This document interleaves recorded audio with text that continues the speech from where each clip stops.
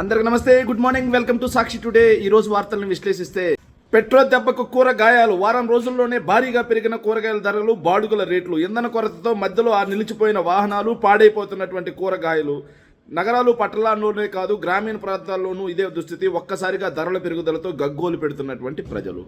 చంద్రబాబు నాయుడు గారి విజనరీ కాదు, ఆయన ఒక విఫల పాలకుడు అనడానికి నిదర్శనం ఇది. విఫల నాయకుడు అనడానికి నిదర్శనం ఇది. ఎందుకంటే చంద్రబాబు నాయుడు గారు కేవలం అమరావతి కోసం డీజిల్ మొత్తం అక్కడికి తరలించి వేయడంతో రాష్ట్ర వ్యాప్తంగా డీజిల్ కొరత వచ్చింది. నిత్యావసర సరుకుల ధరలు, ఏదైతే ట్రాన్స్పోర్ట్ లేదు, డీజిల్ ఉంటేనే కదా బండ్లు బయలుదేరేది. డీజిల్ లేక బండ్లు బయలుదేరలేక వారం రోజుల్లో నిత్యావసర సరుకుల ధరలు ఆకాశాన్ని అంటాయి. ఎందుకంటే ట్రాన్స్పోర్ట్ లేదు. సో ఆకాశాన్ని అనడమే కాకుండా కొన్ని చోట్లయితే కూరగాయలు ప్రజలు ఏదైతే రైతులు ట్రాన్స్పోర్ట్ చేసుకోలేక పాడైపోయినటువంటి పరిస్థితి. ఒకవైపు డిమాండ్ పెరిగింది, ఇంకోవైపు సప్లై ఆగింది, ఇంకోవైపు పండించిన రైతు అమ్ముకోలేక అక్కడే ఏదైతే కూరగాయలను మొత్తాన్ని కూడా పాడైపోతున్నటువంటి పరిస్థితి. ఇంతటి దుర్మార్గంగా ఒక్క అమరావతి కోసం రాష్ట్రం మొత్తాన్ని ఎండల్లో నిలబెట్టి రాష్ట్రం మొత్తాన్ని ఇబ్బందులకు గురి చేస్తూ, రైతన్నలను అయితే మరీ దారుణంగా ఇబ్బందులకు గురి చేస్తూ, కోతలాగిపోయినాయి, ఆక్వాకి ఏరియేటర్లు లేక ఆక్వా అయితే చేపలు రొయ్యలు చచ్చిపోయే పరిస్థితి వచ్చింది. ఇలా రాష్ట్రం మొత్తాన్ని ఇంత విధ్వంసం చేసినటువంటి ఈయన విజనరీయా, విఫల నాయకుడు అనేది మీరు ఆలోచన చేసుకోవాల్సినటువంటి. విజనరీ కాదు, విఫల పాలకుడు. చంద్రబాబు నాయుడు అనే అతను నిజంగా విజనరీ అయితే కాదు, విఫల పాలకుడే, విధ్వంసకారుడే చంద్రబాబు నాయుడు గారు. విజన్ అనేది లేదు, విజన్ అది ఉంది అని చెప్పేసి ప్రచారం చేసుకునే ఒక మార్కెటింగ్ మేనేజర్ లాంటి వ్యక్తిత్వం. ఈవెంట్స్ పేరుతో ప్రజాధనాన్ని తగలేసే ఈవెంట్ మేనేజర్ లాంటి ఇతను. అంతే తప్పిస్తే ఇతను నిజంగా విజనరీ కాదు. ఎందుకంటే ఇతను అధికారంలోకి వచ్చిన తర్వాత మీరు చూడండి, ఒకవైపు స్కూళ్ళు నాశనం అయిపోయాయి, ఇంకోవైపు పేదవాళ్ళకి చదువు కోసం ఉన్నటువంటి ఫీజు రీఎంబర్స్మెంట్ విధానం నాశనం అయిపోయి పిల్లలు చదువుకునే పరిస్థితి లేదు. మరోవైపు మెడికల్ కాలేజీలను ప్రైవేట్ పరం చేస్తున్నారు. ఇంకోవైపు ప్రభుత్వ ఆస్తులను మొత్తాన్ని తనకు సంబంధించినటువంటి వ్యక్తులకి పప్పు బెల్లాల్లో అతి తక్కువ ధరలకే ఖర్చు పెట్టేస్తా ఉన్నాడు. ఇంకోవైపు చూసుకుంటే ఆరోగ్యశ్రీ అందక ఏదైతే ఈరోజు అందరూ కూడా ఇబ్బంది పడే పరిస్థితి ఉంది. ఇంకోవైపు రైతులకు మద్దతు ధర లేక రైతులందరూ కూడా రోడ్డెక్కినటువంటి పరిస్థితి. ఇంకోవైపు నిరుద్యోగం పెరిగిపోతుంది. మరోవైపు ఉద్యోగులకి జీతాలు పెంచక, ఉద్యోగులకు సరైన టైంకి జీతం ఇవ్వక ఉద్యోగులందరూ కూడా రోడ్డెక్కే పరిస్థితి. చంద్రబాబు నాయుడు గారు అధికారంలోకి వచ్చిన తర్వాత చిన్నపిల్లల దగ్గర నుంచి ముసలి వాళ్ళ వరకు ఆడవాళ్ళకి రక్షణ కరువైపోయింది. రాష్ట్ర వ్యాప్తంగా గంజాయి అనేది అంగడి సరికైపోయింది. రాష్ట్ర వ్యాప్తంగా డ్రగ్స్ కూడా దొరికే పరిస్థితుంది. సో కూటమి పార్టీకి చెందినటువంటి ఎమ్మెల్యేలే కీచకుల్లా ఆడవాళ్ళను చెరబట్టిన పరిస్థితి చూసాం. ఇంకోవైపు శాంతి భద్రతలు ఎక్కడున్నాయో కూడా కనిపించట్ల. శాంతి భద్రతలు ఎంత దారుణంగా దెబ్బతిన్నాయి రాష్ట్రంలో అంటే, రెడ్ బుక్ అనే ఒక అరాచకం రాజ్యమేలుతుంది తప్పిస్తే భారత రాజ్యాంగం ప్రకారం ఎక్కడ కూడా చట్టం నడవట్ల. ఇంకోవైపు ఏదైనా ఆలయాల్లో తొక్కిసలాట్లు మనం రెగ్యులర్గా చూసాం. డిఎస్సిలో అక్రమాలు చూసాం. సర్వజన ఆసుపత్రుల్లో ఆఖరికి మందులు, సూదులు, సిరంజీలు, ఏదైతే దూది కూడా దొరకనటువంటి దుర్మార్గమైనటువంటి పరిస్థితి చూసాం. ఇంకా కల్తీ పాలు, కల్తీ మద్యం, ఇవి ఏరులై పారుతూ ఉంది.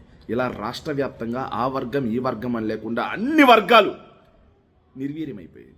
ఆ ప్రాంతం ఈ ప్రాంతం అని లేకుండా అన్ని ప్రాంతాలు ఈరోజు ఇబ్బంది పడుతున్నటువంటి పరిస్థితి చూసాం.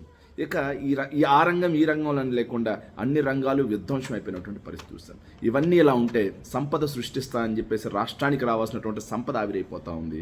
అప్పులు మాత్రం దేశంలోనే టాప్ 3,56,000 కోట్లకు పైగా అప్పులు చేసి రాష్ట్రాన్ని విధ్వంసం చేస్తూ ఒకవైపు చేతగాని పాలన మరోవైపు.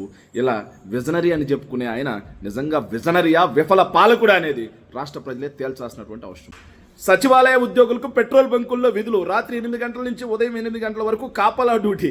గతంలో శివరాత్రికి మరుగుదొడ్ల వద్ద వాళ్ళు నిలబెట్టాడు చంద్రబాబు నాయుడు. నేడు ఉద్యోగులతో ఆటలాడుతూ ఉన్నాడు. నిజంగా ఎంత దుర్మార్గం అంటే, సచివాలయ వ్యవస్థ అనేది గేమ్ చేంజర్. అది ఎంతలా గేమ్ చేంజర్ అంటే, సచివాలయ వ్యవస్థ రాకముందు ఎవరికైనా బర్త్ సర్టిఫికేట్ కావాలన్నా, డెత్ సర్టిఫికేట్ కావాలన్నా, క్యాస్ట్ సర్టిఫికేట్ కావాలన్నా, లేకపోతే ఇంకే ప్రభుత్వ సేవలు కావాలన్నా సరే ఎక్కడికి తీసుకెళ్ళేవాళ్ళు?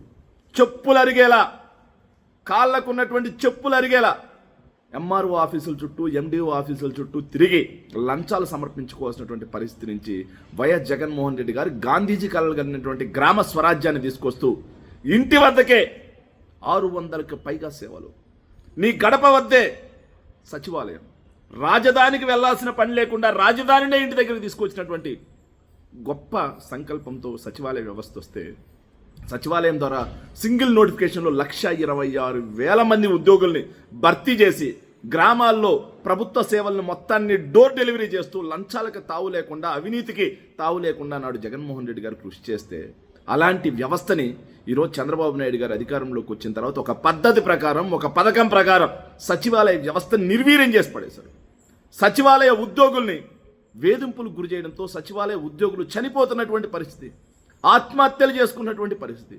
అది చాలదన్నట్టుగా సచివాలయ ఉద్యోగుల్ని మరుగుదొడ్ల దగ్గర కాపలా పెట్టించారు. శివరాత్రికి మరుగుదొడ్ల దగ్గర సచివాలయ ఉద్యోగులను కాపలా పెట్టించినటువంటి నీచమైన చరిత్ర ఈ ప్రభుత్వం. ఇక పెట్రోల్ బంకుల్లో చంద్రబాబు నాయుడు గారి చేతగాని చేయవలేని దద్దమ్మ అసమర్థ పరిపాలన వల్ల పెట్రోల్ డీజిల్ కొరత వచ్చి రాష్ట్ర వ్యాప్తంగా ఇబ్బంది పడుతూ ఉంటే, సో దాంట్లో ఎందుకు వచ్చింది? అమరావతిలో కాంట్రాక్ట్ లాగకూడదు కాబట్టి మీ స్వార్థం కోసం రాష్ట్ర వ్యాప్తంగా డీజిల్ పెట్రోల్ కొరత వస్తే ఇప్పుడు దాన్ని చక్కదిద్దడం చేతగాక సచివాలయ ఉద్యోగులకి పెట్రోల్ బంకుల్లో డ్యూటీలు వేస్తావా? పెట్రోల్ బంకుల్లో ఉద్యోగాలు చేయడం కోసమా వాళ్ళు సచివాలయం జాబ్ చేసింది? పెట్రోల్ బంకుల్లో కాపలా గాయడం కోసమా వాళ్ళు సచివాలయ ఉద్యోగులు? ఏమి దుర్మార్గం, ఎంత దుర్మార్గం ఇది! సో వాళ్ళని రాత్రి 8 గంటల నుంచి పొద్దున్న నైట్ డ్యూటీ అంట, అది కూడా నైట్ డ్యూటీ సచివాలయ ఉద్యోగులను వేసి వాళ్ళని ఎంతలా ఇబ్బంది పెడుతున్నటువంటి చంద్రబాబు నాయుడు గారు నిజంగా ఒకవైపు వాళ్ళకేమో సరిగ్గా జీతాలు ఇవ్వట్లా, వాళ్ళకి ఇవ్వాల్సిన ఐఆర్ ఇవ్వట్లా, వాళ్ళకి పిఆర్సీ కమిషన్ ఇవ్వట్లా, వాళ్ళకి ఇవ్వాల్సిన డిఏలు ఇవ్వట్లా, ఏమి ఇవ్వకుండా ఉద్యోగులను ఇబ్బంది పెడుతూ మళ్ళీ వాళ్ళ మీద ఇలా అదనంగా ఏదైతే డ్యూటీలు, కాపలా డ్యూటీలు వేస్తున్న చంద్రబాబు నాయుడు గారు, మీరు ఉద్యోగుల చేతిలో చెల్లించక తప్పదు భారీ మూల్యం. Thank you.